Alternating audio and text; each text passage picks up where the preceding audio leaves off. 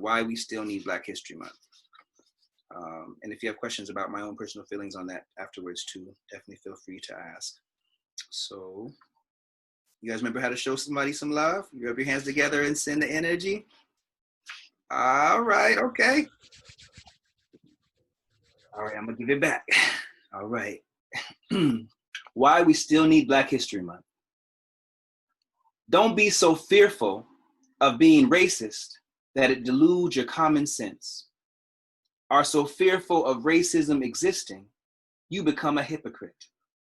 I wrote this on the off chance there would be some Black people who love themselves enough to listen in the audience, or some white people who know Black folk exist in more than convenient moments, or just some human folk who love truth and have enough sense to care about their roots.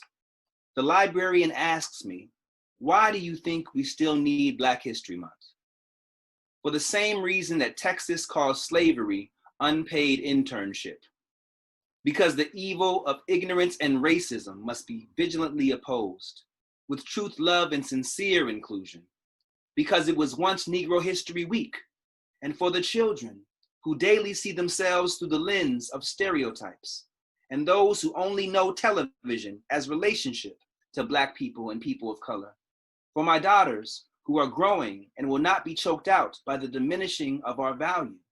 For the legacy of our people that makes American ideals a sought-for reality rather than a cliche banality.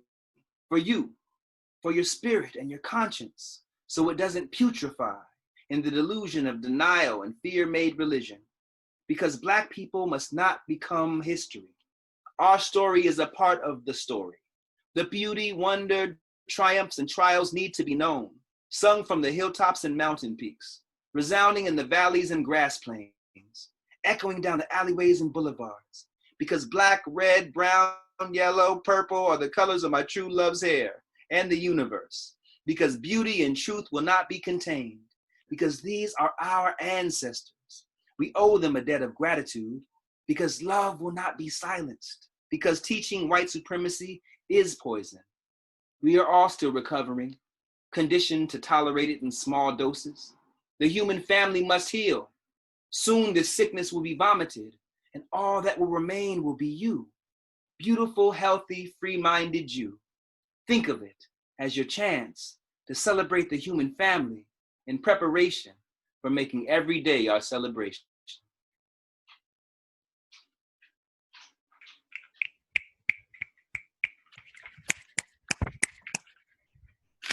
Thank you so much. Advice for police in de-escalating potentially volatile situations without the use of deadly force is the long title. It's, just advice for police, so this kind of came about after witnessing, so many generations of murders of, unjustifiable, just killing just anybody, armed, unarmed, lying down, sitting, lying on your stomach, standing, walking, anything. It's just, and it just speaks to, I think the notion that people are taught to fear Black people, taught to perceive us as dangerous, and the origin of police beginning as enslavers, as slave catchers, as people who, were maintainers of a system of slavery. So this is kind of how this piece came about. If you could rub your hands together and send me some love. Thank you so much. I'll give it right back. Advice for police in de-escalating potentially volatile situations without the use of deadly force. Pretend I'm white. Pretend white means human. Pretend white isn't silent and invisible. Pretend you aren't pretending. Pretend I live in your neighborhood. Pretend I'm your mother's bridge partner, your father's hunting buddy, the paper boy from across the street. Pretend when you see me, you don't see an animal. Pretend you don't believe I'm dangerous. Pretend your jaw isn't clenched, that your hands aren't sweating. Pretend we are human beings. Pretend you care about me. Pretend I'm white. Pretend I just shot up a church full of Black people. Take me to Burger King. Pretend it's my way right away. Pretend I'm white. Pretend you would not put a knee on a child's back.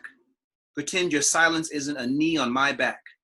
Pretend you weren't trained to see my skin as a threat. Pretend all lives matter to you, that you don't see my life as the color of my skin. Pretend it's not a full-time job to lie to yourself. Pretend you're not pretending.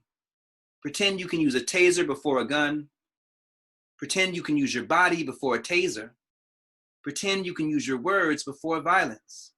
If I talk back, pretend I'm white. If I cuss you out, pretend I'm white. If I threaten your life, pretend I'm white. If I cooperate, pretend I'm white. If I'm pregnant with 3 children, pretend I'm white. Pretend white is a euphemism for something like human, something like worthy of consideration, something like free. If I have mental health issues, pretend I'm white. Pretend white means I have mental health issues. Pretend your gun is like a mirror. Now turn the gun, I mean mirror, toward yourself. Pretend your gun is not a mirror. Pretend you are not afraid to face the mirror. Pretend you know we are all reflections. Pretend Tamir Rice was a grown man. Pretend you know both Jordans. Pretend Sandra Bland is still alive. Pretend white fragility doesn't cost people their lives. Pretend you are more human than skin, more spirit than badge. Pretend I am your child. Pretend you want us to live.